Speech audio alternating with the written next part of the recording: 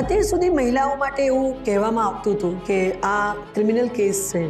અને ક્રિમિનલ કેસની અંદર બહુ ઓછી મહિલાઓ સક્સેસફુલ થતી હોય છે અને ખાસ કરીને ઘણા એવા પુરુષ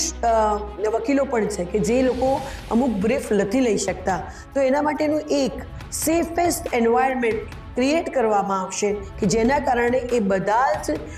કેસીસ છે, ચાહે ક્રિમિનલ હોય અથવા તો જે લોકો કંપનીઝમાં જવા માંગે છે એ માટેની ટ્રેનિંગ, એ લોકોને એવું એન્વાયરમેન્ટ આપવામાં આવશે કે જેના કારણે એ લોકો કમ્ફર્ટેબલી પોતે